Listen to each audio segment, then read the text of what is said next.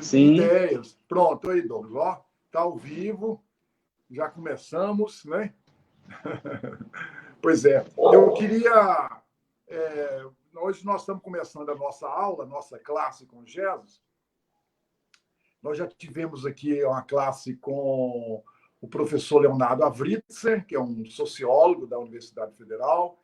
Tivemos uma aula também com a Ana Paula, que é presidente do Conselho Municipal de Educação de Betim, deu um show aqui para a gente sobre essa questão da questão racial.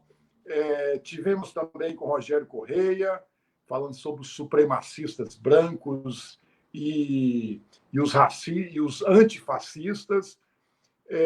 E hoje eu tenho o prazer aqui de estar junto aqui com esse grande parceiro, essa grande pessoa que eu não tinha muito conhecimento sobre ele, mas descobri, foi um achado que eu achei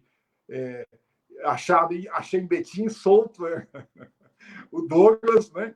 Eu fui lá na casa visitar a família dele, lá no bairro Salomé, quando, de repente, me dei com o Douglas e começamos a conversar e descobri essa pessoa fantástica que é o Douglas, um militante, um ativista, uma pessoa que eu acho que é melhor ele falar sobre ele. Ô, Douglas, quem que é você? Véio? Mas antes de você falar, eu queria dizer o seguinte, nós estamos fazendo esse programa, vai ser todas as terças-feiras, às 19 horas.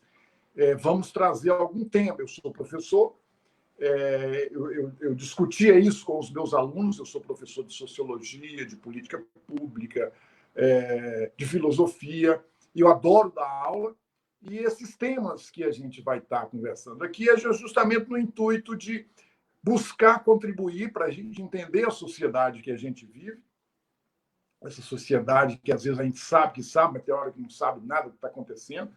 Então, tentar entender um pouco isso e também contribuir com as pessoas que estão chegando a esse mundo, que estão querendo descobrir também. Tá aí, por exemplo, eu estava vendo agora, conversando com a Jordana, né, Douglas, a questão do Duda Salabert, né, que ele está dando uma aula, preparando os alunos, preparando as pessoas para fazer as provas do Enem. Esses temas todos que a gente discute aqui, conversa, caem nas provas, principalmente na redação do Enem, né? Então, são temas da atualidade que é importante a gente estar conversando, aprimorando, para ver como que a gente se posiciona melhor nesse mundo. Então, vai ser todas as terças-feiras, às 19 horas, aqui vai ter essa live e a gente vai estar sempre trazendo alguém, alguma pessoa que pode ajudar, contribuir e também mostrar um pouco daquilo que faz. E hoje nós estamos aqui com Douglas Voz, né, Douglas? E eu queria, Douglas, que você se apresentasse. Você que é, inclusive, criador do seu próprio sobrenome, já começa aí. Você criou o seu próprio sobrenome, né? Então, quem é você, Douglas? Mostra para a gente aí quem que é o Douglas. Pode começar. Beleza, a palavra agora é sua. É um prazer estar aqui conversando, né, com o prefeito Jesus Lima, né? Foi prefeito de Betim durante um período aí. Avançou muito aqui, hoje professor universitário, né? Então, Jesus, eu sou uma pessoa simples, né? Eu falo que eu sou simples, sou agente da cultura hip hop, né? Desde a minha adolescência, protagonizando projetos, né? Ainda a gente era criança e não sabia o que estava fazendo, né? Hoje eu sou geógrafo, arte educador também, trabalho com prevenção à criminalidade também, né?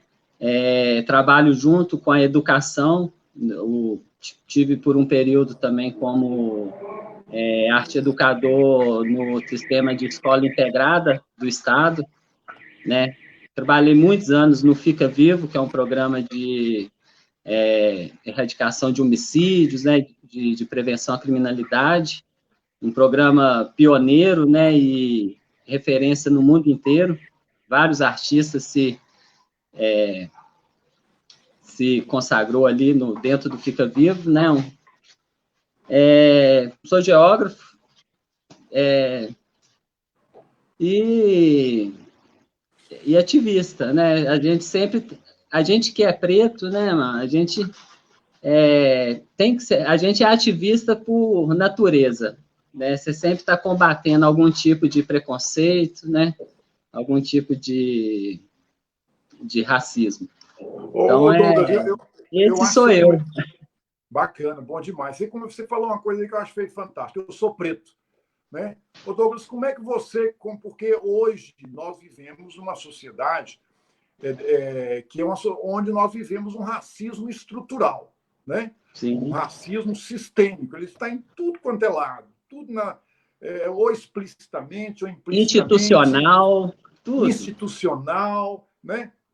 Você considera o racismo, o Brasil considera o racismo como uma coisa normal. Ser racista é uma coisa normal. Só que ninguém assume que é racista. Não tem racismo no Brasil, se você for perguntar.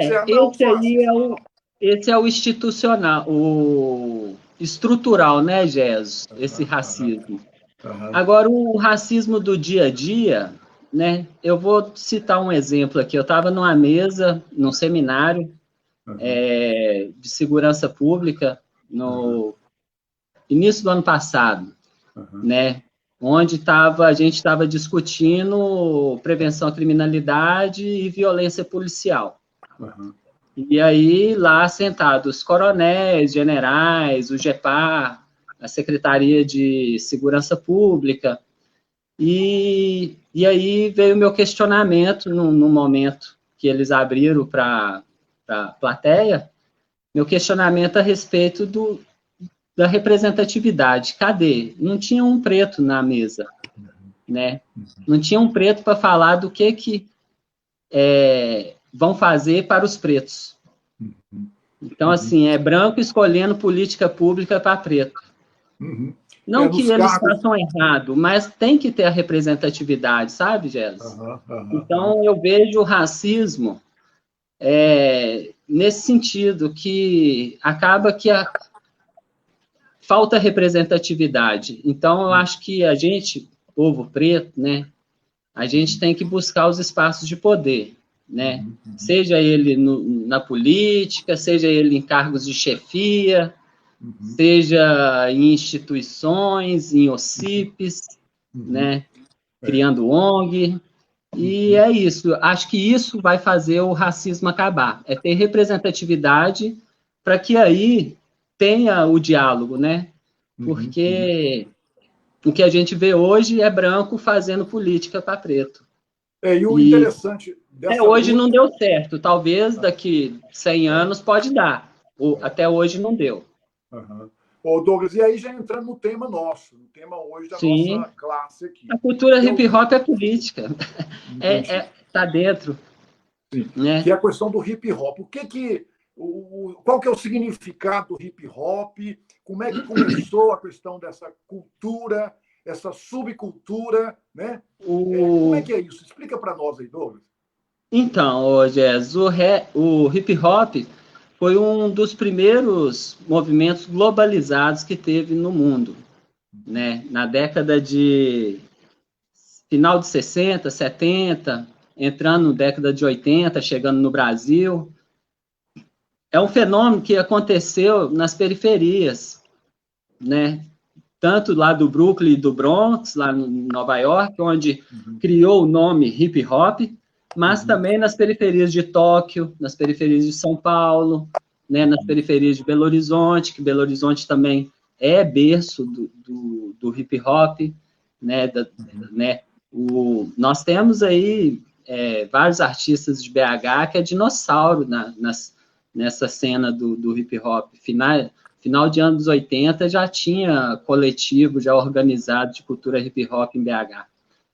Né? E assim, o hip-hop veio para conscientizar mesmo, politizar essa juventude que era oprimida, que era segregada, e utilizando as potencialidades que tinha já coletivos de grafiteiro, tinha coletivos de breakers, dançarinos, né, b-boys, tinha coletivo de MCs, tinha coletivos de DJ que fazia as festas, E um desses DJ, o África Bambata, né, um dos precursores, né, com o movimento Zulu Nation e tal, organizou uma questão que era porque eles viam essa guerra Bronx e Brooklyn, né, e os pretos se matando, e eles pensou em criar um movimento como um movimento social, né, uma luta, uma bandeira, e unir esses 4 elementos artísticos, né? E aí que surgiu o hip hop, porque antes era separado. E fazendo isso, potencializou, né, os artistas das periferias, né? Que aí tinha o público, né? Criou um público. E aí, com isso, né, a gente vê até hoje o hip hop, ele é, assim, em projetos sociais, em combate à criminalidade, em ajuda em autoestima, protagonismo juvenil, a melhor ferramenta para se trabalhar com o jovem hoje em dia, né? Eu, particularmente, já tem 20 anos que eu estou trabalhando praticamente com a cultura hip-hop, né? A minha pegada é o grafite, mas eu já tive oficinas de hip-hop, palestras de cultura hip-hop, promovo um evento que envolve os 4 elementos, o Acorda Hip-Hop, que é um encontro nacional de grafite que acontece em Betim. Normalmente é anual, mas com esse ano, com a pandemia, não teve, né? Então, é onde a gente reúne aí mais de 200 artistas do Brasil inteiro, aí, aqui em Betim, né? Assim, então, a gente é referência aqui na região metropolitana em propagação de cultura de paz, né? Que faz parte da cultura hip-hop. Eu estive lendo alguma coisa sobre isso. Hip-hop é mais ou menos isso, esse juntado aí. Eu não sei se eu respondi bem. Não, tá mandando bem, tá mandando bem. Ô, Douglas, eu estive lendo alguma coisinha sobre isso. Eu vi, por exemplo, que nos Estados Unidos, começou nos Estados Unidos, na década de 70, por aí, e era o lugar que os jovens negros, latinos, né? Sim, é um movimento, eu chamo esse movimento de latino afro-americano. Era um lugar que as pessoas tinham para poder mostrar que estavam vivos, né? Que era a rua, né? Então, eram movimentos de rua, de dançar aquelas danças meio malucas. Sim, parece uma ginástica olímpica no chão. A disputa entre eles, né? A coreografia, né? Então, era um espaço que os negros e os latinos tinham para se mostrar. Ou seja, era a rua o único lugar deles poderem curtir a vida, vamos dizer assim. Os artistas de rua, né? Em São Paulo tem uma estação muito famosa, né? Onde os Gêmeos, né? Que hoje são grafiteiros mundiais aí, né? E começou lá, DJ Taíde, né? Vários artistas, né? Filosofia de rua, tudo assim, é uma coisa, Jesus, você tá dentro e falar do que você sente na pele, né? Igual, às vezes, a gente sente muito preconceito, né, em relação, por exemplo, ao rap, né? Porque o rap, às vezes, ele é muito duro, mas porque a vida na periferia, ela é dura. O rap, quem que é o rap? Me explica aí, que eu não entendo muita coisa no rap. O rap é a música, né? O rap é o ritmo e a poesia. Por isso, hit and poesia, é o rap, né? Que é um dos elementos da cultura hip-hop. E ele é o protesto cantado, né? O protesto em poesia. E, às vezes, letras são muito duras, algumas letras. Mas é porque o povo da periferia, o povo preto, sofre. Então, às vezes, não tem como cantar paz se você tem guerra. Isso eu estou parafraseando aqui, Eduardo, né, do Paquistão Central, que ele é muito criticado pelas suas letras muito radicais, em relação ao sistema, né? Mas o sistema, ele é opressor, ele é inimigo mesmo, ele quer matar os jovens, ele está matando os nossos jovens, né?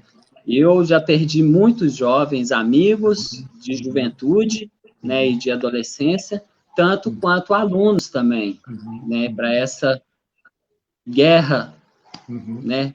Vamos pôr aí uma guerra que eles criam para dizimar o povo pobre, preto, periférico, que está aí trabalhando, às vezes é um motoboy, às vezes é um adolescente que está dentro de casa e é fuzilado, né? A gente, às vezes, é uma empregada doméstica que é arrastada no camburão. Então, a gente não é fácil, não é fácil, não. Uma coisa que me incomoda muito, Douglas, me incomoda demasiadamente, é quando morre um jovem negro na periferia, seja de que forma for, né? É como que grande parte da sociedade incorpora esse racismo estrutural e fala menos um, limpou, né? Menos um. Eu acho ou isso fala, anti-humanidade. ou fala, o que estava fazendo, né? Tipo, quer normatizar,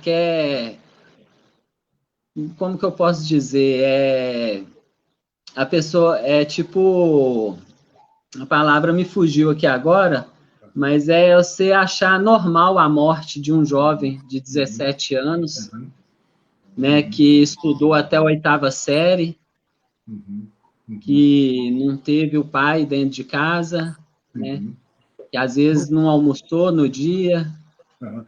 E uma coisa muito também... fácil. É mais fácil, né, você jogar a culpa nesse jovem, do que você ver a falta de estrutura que esse jovem teve, né? É muito fácil você julgar ele pelos atos dele do que pela consequência da falta de políticas públicas para ele. Né, uma coisa também que me incomoda muito, Douglas, assim, você não vê quando a polícia, por exemplo, quando eles estão no bairro de classe média alta, bairro de classe rica, eles não saem mostrando arma, não, tudo ali tranquilo, mas quando entra na periferia, entra numa favela, os caras colocam a arma para cima, aquela exposição, ou seja, é uma demonstração de força em cima do mais fraco, em cima do mais frágil, né? Isso é covardia, né, Douglas? Isso é covardia. Isso não é de hoje, né, Jess? Isso aí já é... A gente tem que ter uma dissolução na Polícia Militar, na minha opinião. Tem que ter uma dissolução, tira tudo e começa tudo de novo. Uma polícia para proteger as pessoas, não um sistema político governamental. Porque hoje a polícia, ela defende um sistema, né? Ela não tá para defender as pessoas. Ah, mas tem policial bom também. Claro que tem. Eu imagino que seja a maioria, senão nós estávamos fodidos. Mas essa pequena parcela aqui é ruim, tem que ter suas penalizações, tem que ter seus processos continuados, não pode só matar o jovem fuzilado dentro do carro de família com 80 tiros de fuzil, e depois de 2 meses a mídia já esqueceu e passa o pano. Não pode um filho de desembargadora ser pego com 500 quilos de maconha e falar que é para uso próprio, sendo que os jovens que estão na periferia, às vezes é pego com um fininho, um baseado, ou uma paranga de beck, o que for, uma droga ilícita, ele é jogado como traficante. Então, assim, é muito desproporcional, né? O filho da desembargadora, ele foi para uma clínica e ficou tranquilo. O Rafael Braga, ele ficou na cadeia mais de 1 ano. Então, isso é normal, né, Douglas? Exemplo básico. Isso é um exemplo, né, Jesus? Agora, deixa eu entrar num assunto aí, um tema extremamente polêmico, que eu queria a sua opinião. Você é a favor ou contra a liberalização da maconha? Eu sou completamente a favor, Jess. Eu acho que a gente tem que combater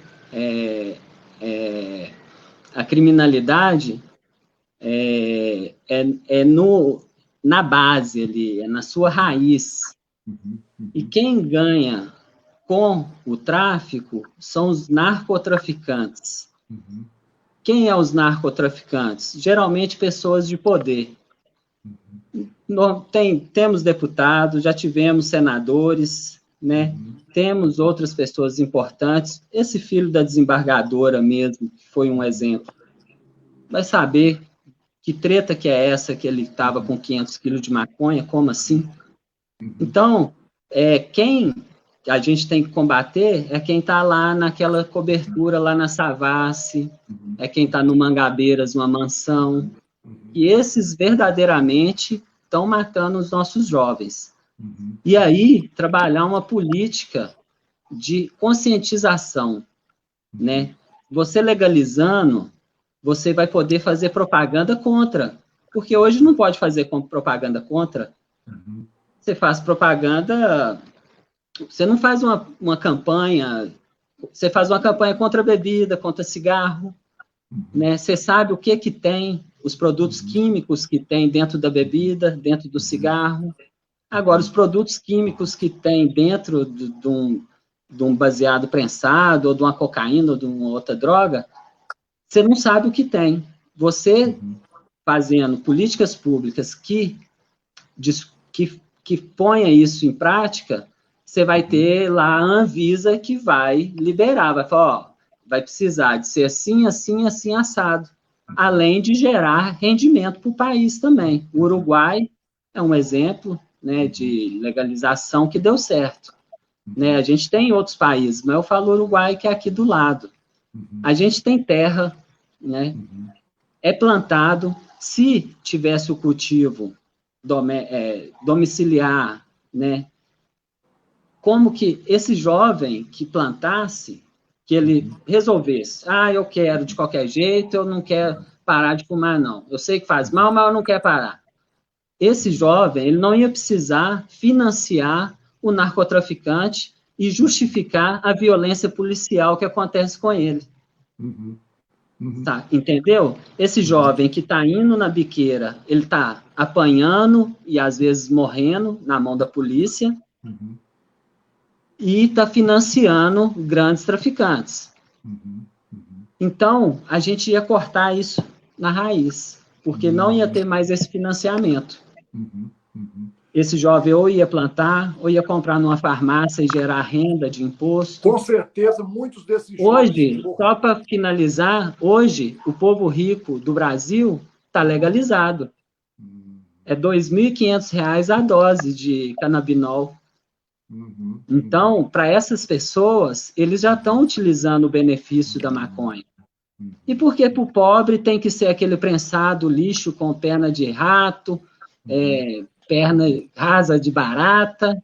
Porque para o pobre tem que ser assim, aí não vão legalizar, mas vão fazer R$ 2.500 a dose, que aí só quem vai usar são, né, as pessoas que a gente já sabe, a elite, minoria, e são pessoas que nem têm transferência com essa história, porque isso é milenar, é negro, é de preto, por isso tem tanto preconceito em cima também.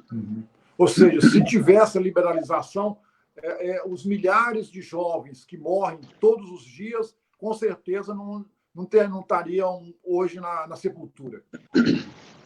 Sim.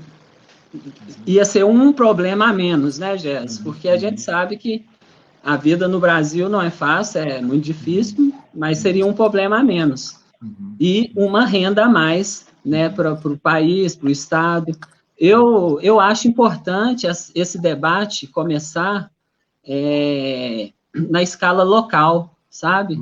Igual Belo Horizonte já tem a Marcha da Maconha, em Contagem iniciou o ano passado a Marcha da Maconha, Betim, se Deus quiser, ano que vem a gente vai ter a Marcha da Maconha, justamente para colocar em pauta os benefícios e os malefícios, não é só para falar bem, é para entender o que é isso, entender o que isso pode proporcionar de melhor e de pior. E aí vai ter gente que é contra e a favor, ótimo.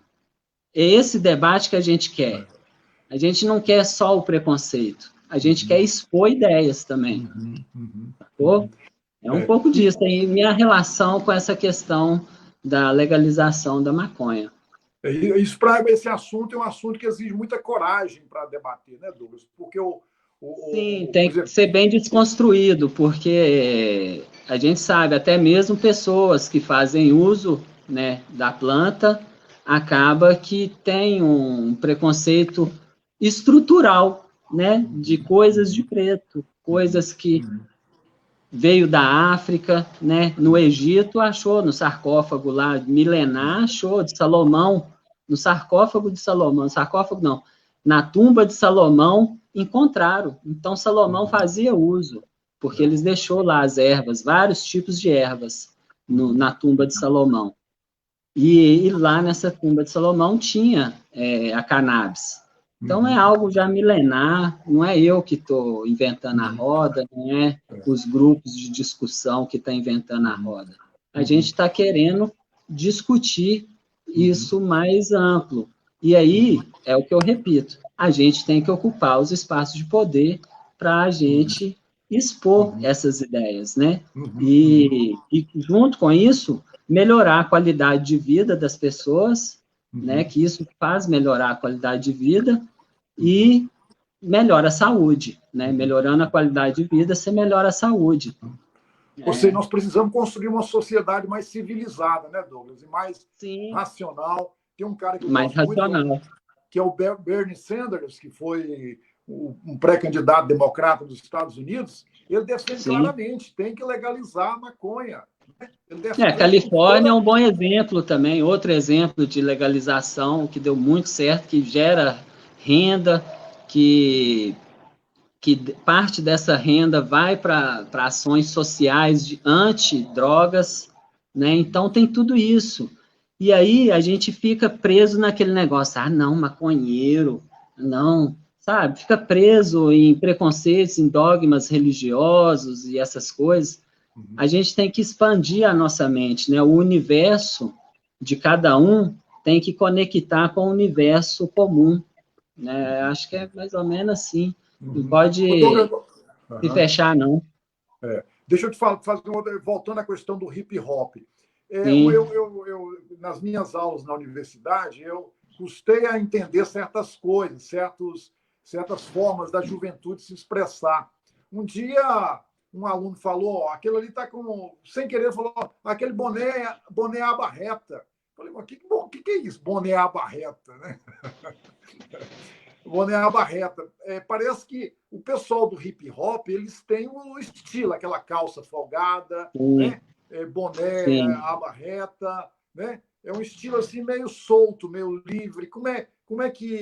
Quais são esses 4 elementos que você já falou e como é que a juventude do hip hop se apresenta na sociedade? Então, Gés, o hip hop, eu falo que ele tem de todo tipo, né? Você vê hoje o crioulo cantando samba, e ele não deixou de ser hip hop porque ele canta samba. Ele continua agente da cultura hip hop, né? Tem o estilo de moda, porque toda cultura, ela lança moda, né? Então, a calça larga é mais para te dar um diferencial, porque a moda é muito assim, caga moda, né? Tipo assim, você tem que ser assim e tal. E o hip hop, ele quebra isso, né? Então, antes, as calças muito justas dos roqueiros e tal, que era um movimento mais elitizado, o rap já veio diferente, que é um movimento mais de rua, umas calças largas, né? Camisa larga, grandão, justamente para bater de frente com esse movimento elitizado. E isso ficou, né? Hoje é comum, né? A calça larga e tal. Mas eu falo que o hip hop hoje, ele é muito estilo de vida, né? As pessoas levam o estilo de vida hip hop.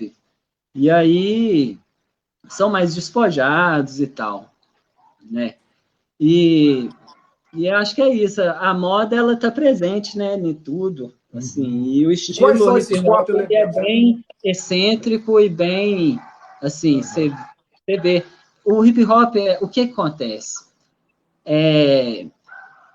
Esses jovens, eles eram desassistidos, ou melhor, eles são desassistidos e invisíveis em alguns momentos. E o que eles mais querem é aparecer e mostrar que estão fazendo parte da cidade. Então, é onde surge pichação, né? Surge o grafite, essa questão das roupas, se você vê, você fala, pô, que boné aba reta ali. Tem o estereótipo de bandido, mas não é. O estereótipo nem sempre condiz com a realidade, né? Então, é uma forma de expressão mesmo, né? Hip hop é uma forma de expressão. E uma das coisas que me encabula, Douglas, nessa questão do hip hop, são as pichações, né? Parece que há uma forma de autoafirmação, de mostrar que existe nesse mundo, umas pichações lá numa altura que como é que um cara conseguiu chegar naquele lugar? Como é que funciona isso, essas questões das pichações? Porque eu custava entender, até hoje não entendo um pouco dele, né? Tem conversado um pouco Então, com você. A pichação é outro movimento que é também diminuído, né, pela essa classe elitista e mais,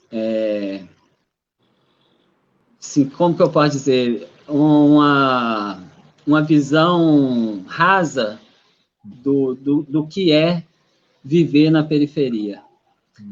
Esses jovens, eles normalmente não têm um cinema para ir, não tem uma bicicleta para andar, não tem um videogame para jogar. Ah, mas tem uns que tem. Beleza, tem uns que tem, mas é exceção. E exceção não é regra. Então, a maioria não tem internet em casa. A maioria não tem um clube para ir no final de semana. A maioria, às vezes, está fazendo um bico ali ou aqui, né? Não tem uma renda fixa. E esses jovens, eles veem a cidade, às vezes, de longe, porque muitas das vezes, eles não saem nem do bairro deles. Eles ficam... Eu trabalho muitos anos nas comunidades e tenho jovem que, quando eu levei ele na Praça da Liberdade, ele pirou naqueles museus lá e falou, mano, isso aqui é Brasil? Tipo assim, ele conhecia apenas o Citrolândia, né? Vou dar um exemplo aqui do Citrolândia, mas eu trabalhei em muitas outras comunidades e essa sensação era a mesma quando eu levava eles para sair do bairro, às vezes para ir no Betty Shop, no cinema, eles vislumbravam. Por quê? Porque não circula, esses jovens não circulam. E aí, a pichação, às vezes, dá a eles um status de, você viu, o cara subiu lá no topo do prédio, não, quem que é aquele ali? E ele acha que aquilo pode ser algo que vá fazer com que ele seja visto e seja reconhecido, No né? seu grupo. De uma forma negativa, talvez, mas ele é reconhecido a si mesmo, né? Ele desafia o sistema, né? E aí, Jess, assim, a minha relação com a pichação, eu já pichei muito. A pichação, ela, desde as épocas das cavernas, né, até a caligrafia primata e tal, na Revolução do México, muito utilizada, né, nessa questão de protesto, muito utilizada e bem utilizada. E aí os jovens pegam isso para eles e falam, nós vamos assinar os nomes. Agora, onde que eles estão agredindo as pessoas por isso? Por que escrever um nome num lote vago é crime e você pregar um cartaz daquelas casas de show, tipo a a Caipirão do Lapinha lá, como é que é o nome da casa de show? Prime, que prega papel pela cidade inteira aí, tampando até obra de arte lá no viaduto de Jacintão, né, que foi aprovada pela Lei de Incentivo à Cultura, e eles pregam cartaz em cima dessa obra, que foi paga com dinheiro público, feita por um grafiteiro, o Smash, que passou no processo, né, de licitação lá do projeto, né, da lei, da CAS, e tá tendo seu grafite, sua obra tampada por um cartaz de festa, com telefone de contato, com o nome da casa, com o nome do artista. Espera aí, por que que esse não é cobrado? E é o que eu falo lá, ó. Aí está no mesmo da questão do menino da biqueira, né? Que é mais fácil prender e bater nesse menino da biqueira do que você pegar o narcotraficante e pôr ele preso, onde que ele tem que estar. É muito mais fácil, porque aí você precisa de 2 soldados, um tenente e um sargento, para espancar 3, 4 jovens, que é o que a gente tem visto nas periferias, quando pega com latinha de spray, quando pega com baseado, ou às vezes quando não pega com nada, só por estar ali, ó, sentado na porta de casa, muitas das vezes. Então, é essa indignação que a gente está passando aí na periferia, né? É esse tipo de situação. Você sendo julgado porque você escreveu um nome no muro, muitas das vezes, a maioria das vezes, são muros depredados, e aí não tem a mesma virilidade para julgar outros crimes ambientais. E aí a gente acaba com essa taxação. Em outros países, Jesus, não existe esse nome pichação. O nome é grafite.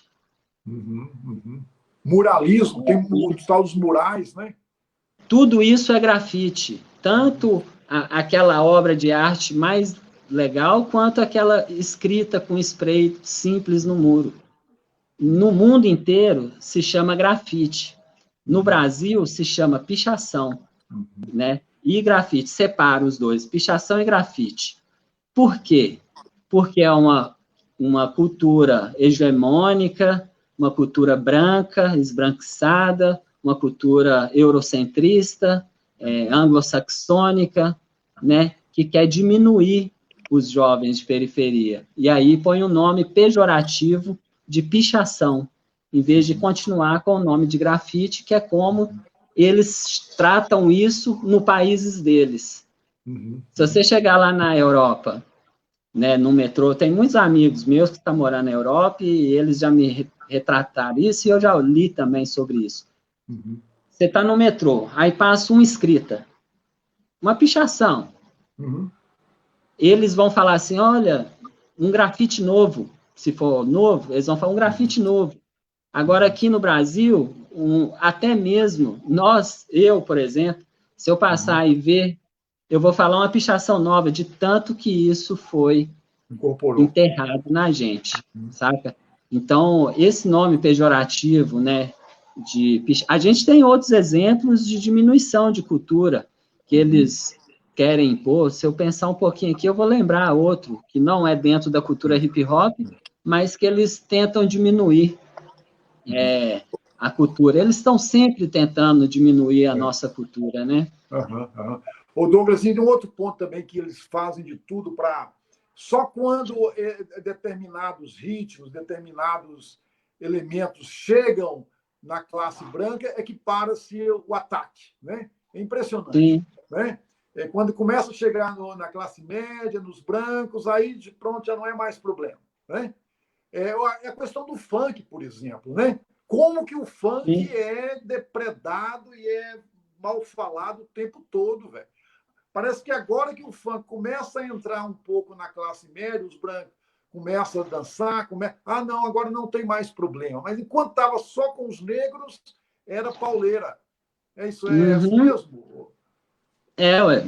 E é assim com as religiões de matriz africana, é assim com as culturas afro-brasileiras e afrodescendentes, é assim com né, com samba, foi assim com samba, né? Depois que o samba ficou branco, melhorou demais. Mas antes do samba ser de branco, era coisa de senzala, né? A capoeira, enquanto a capoeira estava no meio dos pretos, não era legal. A capoeira foi, né, para os brancos, e a capoeira ficou legal. A cultura hip hop também, quando estava só na periferia, não era legal. Hoje tem grupo de rap. Eu vou falar para você, viu? Eu já fiquei sabendo que tem grupo de rap até de direita. Eu não consigo entender como que pode ter uma música de protesto de direita. Até hoje, eu tento compreender essa capacidade humana. Ô, Douglas, qual que é a diferença entre o hip hop e o funk? O hip hop, ele é a matriz mãe. E o funk é uma vertente que se descolou, né? Porque o funk soul, né? O jazz, o blues, né? Estão tudo ali dentro do hip hop, porque os DJ usavam esses tipos de batida que são mais graves e agudas, assim, de repente, e dá aquela sensação legal. Eles usavam esses tipos de batida. Então, o funk originário, né, do soul, foi incorporado pelos DJs da cultura hip hop, e aí, eu lembro bem, na década de 90, lançaram um CD de funk que se chamava Rap Brasil. Então, aí, você percebe a sua ligação, né? Então, o funk, ele é um movimento muito mais... Ele é mais um movimento, eu penso para mim, né? Claro que eu vou ter também aí, talvez vai aparecer alguma discordância disso. Eu penso que o funk é mais um movimento do que uma cultura. Por que um movimento? Porque ele é utilizado naqueles momentos que você quer dançar. Então, ele é específico, mas é para dança mesmo, porque ele é bem envolvente e dançante. O hip hop, ele já é uma cadeia de coisas, né? Já é um amutuado, que aí engloba o funk, que aí engloba, né, movimentos quilombolas, que aí já engloba cultura afro brasileira, que aí já engloba os 4 elementos artísticos da cultura, né? O hip hop, ele já é algo mais estruturado. O funk é o movimento funk que tem as músicas tanto de consciência, é igual todos os estilos musicais, né? É o funk, é um estilo musical, né? Para mim, eu acho que eu vejo mais um estilo musical do que uma cultura separada da cultura hip hop. Tá. Agora, o hip hop em si, como que as mulheres entram dentro da questão do hip hop? Tem mulheres também no hip hop ou a maioria homens?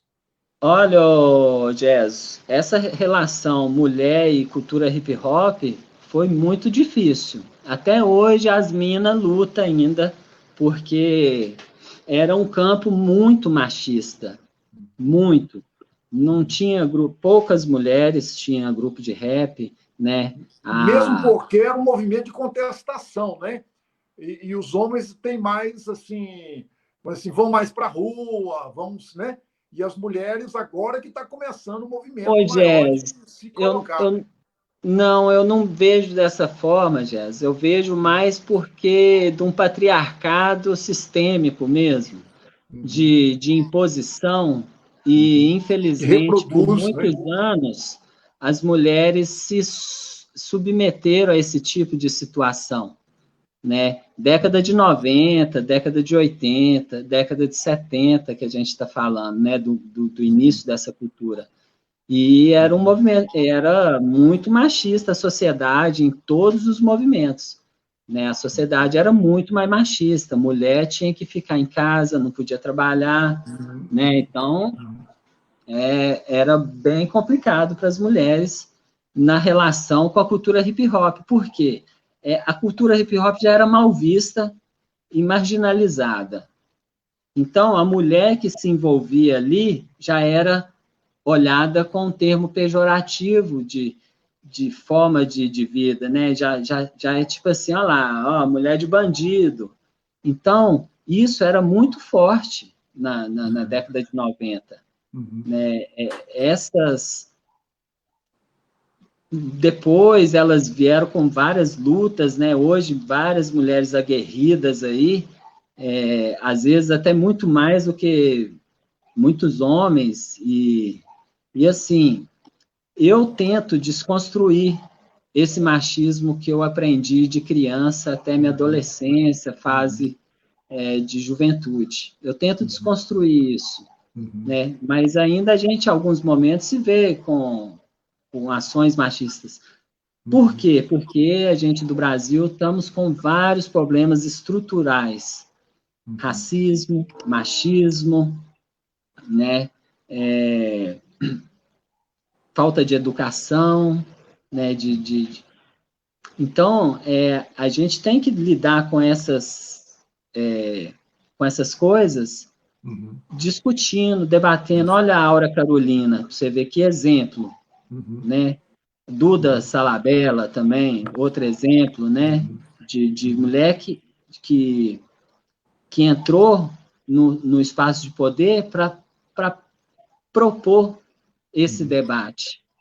Se é ruim, se é bom, a gente vê depois, mas vamos discutir, né? Vamos trazer a mulher para o debate, né?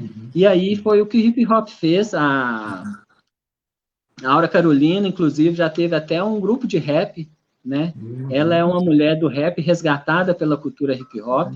Ela tem muita gratidão, eu sei, pela cultura hip hop, porque foi a cultura hip hop que mostrou para ela que, mesmo naquele campo machista,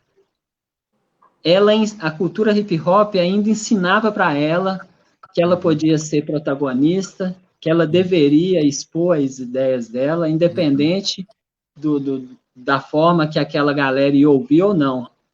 E aí, o bom é que o hip hop ele é democrático. Então, às vezes, começam alguns debates dentro da cultura, e aí, hoje, as mulheres são muito fortes dentro do movimento hip hop, né? Dentro de todos os elementos, DJ, grafite, b-boy, MC, tem muitas mulheres aí aguerridas e resgatadas aí pela cultura hip hop, né? Arte educadoras.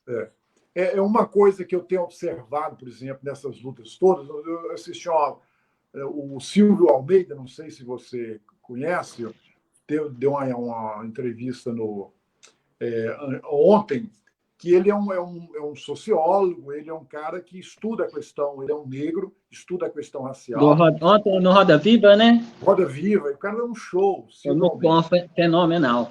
E ele fala o seguinte, com relação às estátuas dos confederados, daquelas pessoas que praticamente foram quem matou muito negro, matou escravocratas. Os escravocratas, que estão esse movimento Black Lives Matter está derrubando as estátuas, e qual que era a posição dele em relação a isso. E ele fala com muita clareza. As pessoas são capazes de chorar uma estátua de um escravagista, mas não são capazes de chorar uma morte de um negro que o luto do negro por um policial, né? Eu queria ver com você, com o Douglas, é o seguinte, e uma das coisas que eu tenho observado, por exemplo, que esse movimento antirracista está fazendo, que eles falam o seguinte: não adianta só ir para a rua, se manifestar, você precisa exercer o direito de votar, né? O voto é o que você tem de força para mudar a sociedade. Você não vai mudar a sociedade pelas armas, você só muda a sociedade pelo voto. São duas formas de você atingir o poder. Ou é pelas armas, ou é pelo voto. Né? Não tem outro caminho. Portanto, a melhor forma é a democracia. Portanto, esses jovens precisam ter consciência de votar corretamente. E aqui eu queria te parabenizar, Douglas. Você eu custei a te convencer para sair candidato a vereador, lembra? Você aceitou o desafio, e eu queria que você aproveitasse esse momento e dizer por que você é candidato a vereador? Para quê? Então, Gés, isso já veio de criança, né? Meu pai é metalúrgico, minha mãe é costureira, né? A gente saiu lá do bairro Gorduras, eu era criança, fomos morar no Cabana, aí meu pai começou a trabalhar na Fiat, a gente foi morar no Riacho, foi melhorando aos pouquinhos, né? Era muito difícil naquela época. Meu pai, ele se tornou um sindicalista, né? Diretório, puxador de greve, né? Fizemos muitas greves. Eu, com 8 anos de idade, eu, Jaiminho e a Lívia, eu acho que é Lívia mesmo, uma das filhas do Edmundo, a gente foi abraçado pelo Lula almoçou lá em casa, então essa relação com a política e com essa questão já vem de criança, sabe? Eu, com 14 anos de idade, eu já ia para as escolas para promover eventos em relação à cultura hip-hop, dançar, refletir sobre músicas, né? Já tentando mudar um pouco, porque eu já via muito, né, dentro de casa ali, né, meu pai, as lutas, os livros que ele lia, e às vezes eu folheava,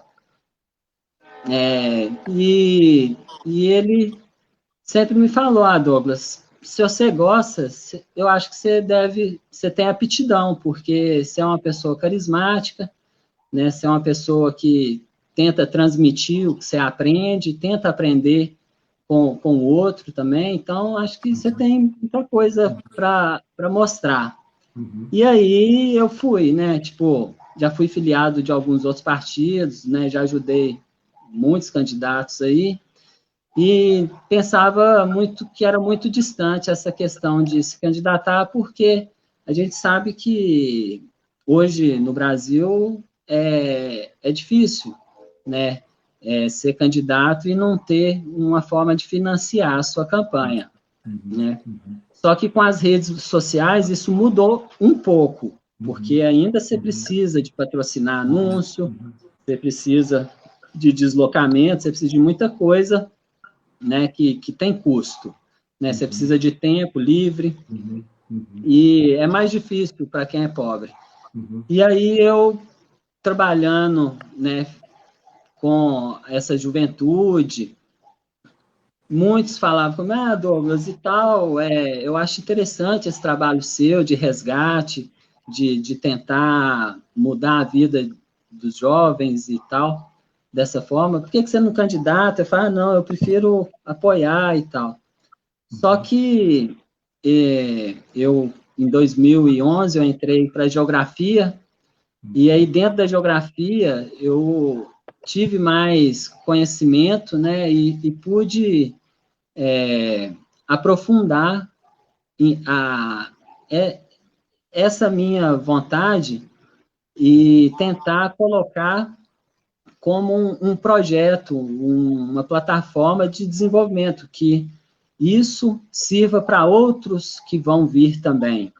Tipo, a cultura hip-hop, ela já é utilizada dentro das políticas públicas. O que falta é a profissionalização dessa cultura hip-hop, de implementação de projetos que favoreça, que propague essa cultura de paz. E como que a gente faz isso? Sendo que todo ano eleitoral vem uns 10, 15 candidatos atrás de mim, falando que quer fazer evento de hip-hop, que não sei o quê. Por quê? Por que eles querem fazer isso? Porque é a linguagem que fala com o jovem.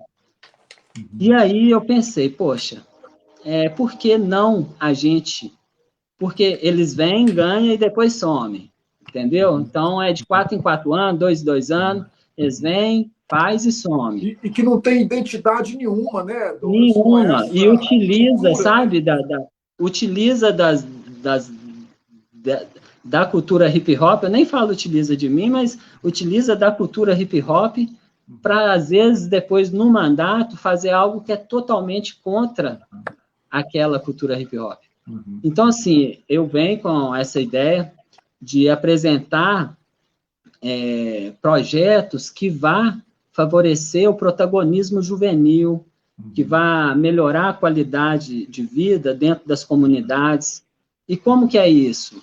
Fazendo com que tenha um gabinete que esteja atento a essas demandas.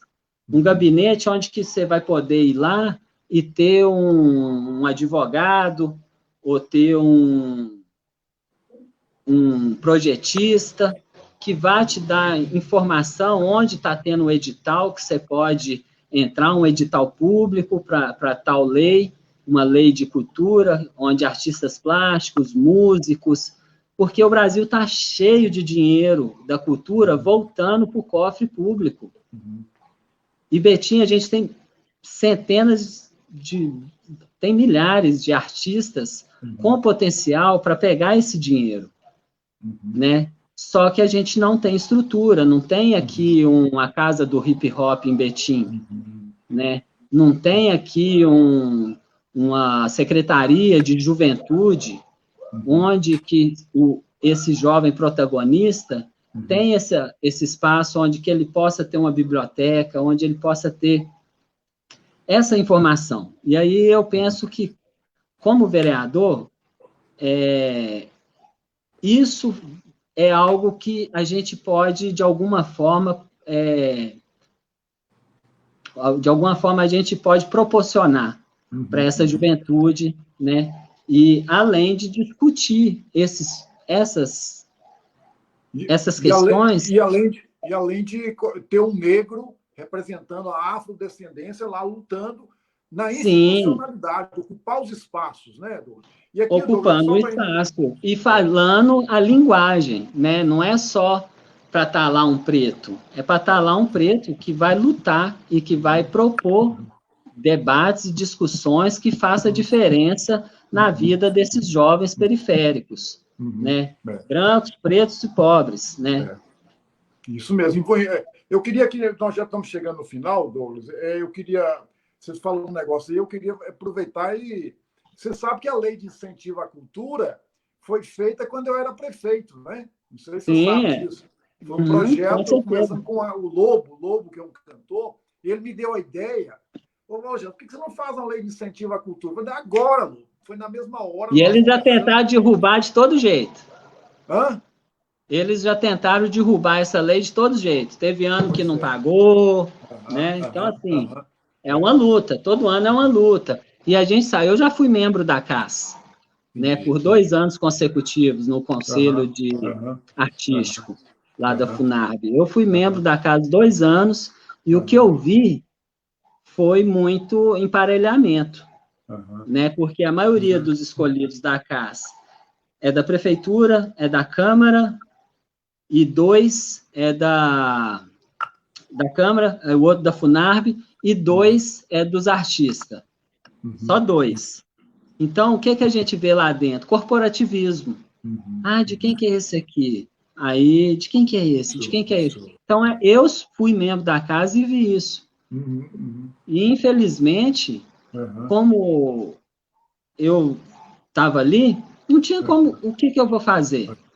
Então, cada um dava sua nota, na hora que via lá o resultado final, geralmente o que era combinado entre lá os corporativistas era o que ia passar, né? E às vezes, se eu desse uma nota muito alta para um e contrariasse aquela questão, muito provável podia acontecer deles contestar e a pessoa ter que ir lá apresentar novos documentos, dificultar o trâmite para talvez aquela pessoa não ser contemplada.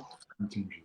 Entendeu? Então, assim, a FUNARB ali, assim, com todo o respeito que eu tenho ao Dudu, né, muito amigo meu, nós é amigo desde os 11, eu tinha 11 anos de idade quando nós era amigo, né, até hoje a gente é amigo, mas com todo respeito, a FUNARB, ela virou um cabide de emprego para quem baba o ovo do Vitório Medioli, né? Infelizmente foi isso que virou ali. Ah, mas ele foi bom, então. Ele é uma ótima pessoa, mas ele está rodeado de pessoas que, infelizmente, trata a cultura como se fosse algo menor, não público. Entendi. Sim, é ótimo. É isso aí. Trata a cultura como se fosse não público. Então, é muito corporativismo ali dentro. Eu não aceitei fazer campanha para o italiano, então tem 4 anos que eu não estou lá dentro da Funarb, porque eu sempre fui um ótimo profissional. Trabalhei no governo da Maria do Carmo, trabalhei no governo do Carlyle, trabalhei no governo da Maria do Carmo de novo, trabalhei no governo do Carlyle. Por quê? Porque eu era um ótimo profissional, eu não era um cabo eleitoral. Eu sou um profissional bom, eu falo. Tenho meus defeitos, mas os jovens que passou pelas minhas aulas, eles saem com conteúdo. Então, assim, eu não vou me vender porque o italiano quer. Eu sou o Douglas Voss, né? E passei dificuldade financeira por isso, passei. Né? Estava no final do meu curso da faculdade, precisando desse emprego? Estava. Mas eu não ia fazer campanha para esse italiano que está tratando a nossa população hoje como se fosse lixo. Porque os equipamentos públicos estão sucateados, os parques ecológicos todos fechados, todos depredados, todos de matagal, né? A cultura funciona só para alguns, né? Muitos artistas da cultura hip hop mesmo estão fora. Se eu for citar nome aqui, dá mais de 10. Então, assim, a gente perdeu totalmente o nosso campo de trabalho, que é estar do lado da juventude ali. Por quê? Porque a gente não quis fazer campanha eleitoral. Então, eu acho que é por isso que eu sou candidato, né? Assim, pleiteio aí essa vaga aí na Câmara, por isso, porque a gente tem que fazer a diferença e tem que partir de nós. Ah, mas você escolheu qual partido? Não é o partido, é a pessoa. E a sua ideologia, a sua convicção de fazer e de como fazer. Os partidos são feitos para a gente dialogar, né, para criar ali dentro mecanismos de representatividade popular. Os partidos são muito importantes no processo eleitoral, porque é os únicos que conseguem organizar a população de forma adequada. Ah, mas tem muitos de comissão, partido de comissão. Esses partidos de comissão deviam acabar. Para mim, o processo democrático tem que partir de dentro do partido. E aí, partido de comissão, onde o presidente é dono do partido, isso, para mim, tem que acabar. E para a gente pôr isso aí no debate, a gente tem que estar no espaço de poder, né, para a gente propor esse tipo de coisa. Perfeito. É por isso. Nós estamos chegando no final, tá bom demais. Se deixar, você Será fala... que deu audiência isso aí, Jess? É bom, você fala pra caramba, isso é muito bom. Mas...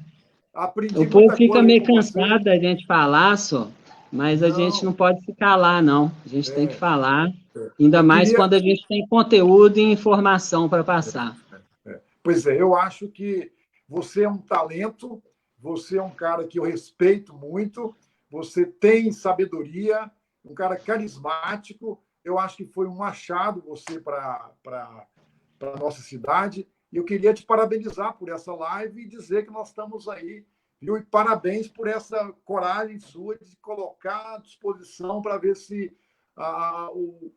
esse público, esse povo afro, da periferia, discriminado, né, possa escolher alguém que é a cara deles, que representa, né, que encarna isso, para que a gente possa realmente sonhar com um país melhor, uma cidade melhor, e um povo onde brancos, negros, índios possam conviver e ter uma sociedade com muito mais civilidade. Então, obrigado, Douglas. Obrigadão aí por essa participação, viu? Vai ter outras, tá bom? Eu que agradeço, Jess. Muito obrigado aí pelo convite, né, de estar aqui. Agradecer todo mundo aí também que entrou. Muita gente falou comigo que ia assistir e tal, para ver as ideias. Vamos nessa caminhada, né? É já na frente, corpo e mente na caminhada. Entendeu? Eu queria aproveitar aqui e agradecer a Kelly Cruz, o Onofre, do sindicato, Rogério, do Sindiute, o Leonardo, o Helder, o Zé Luiz, as pessoas todas que entraram aí, comentaram, e que, né, agradecer a todo mundo que nos assistiu nesse momento. Né? Terça-feira que vem, às 19 horas, nós vamos fazer uma outra live já com a Luana Lobo, que é filha do Eugênio Lobo, junto com a Loura. Sim, Eugênio, conheço demais. Ele me conheceu live... criança, o Eugênio. Provavelmente ela era minha amiga na infância, né, a filha dele. Qual que é o nome dela? Luana Lobo. Luana?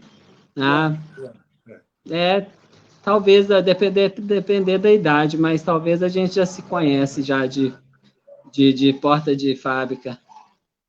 Muito bacana, obrigado, viu, Douglas? Estamos juntos aí, viu? Valeu.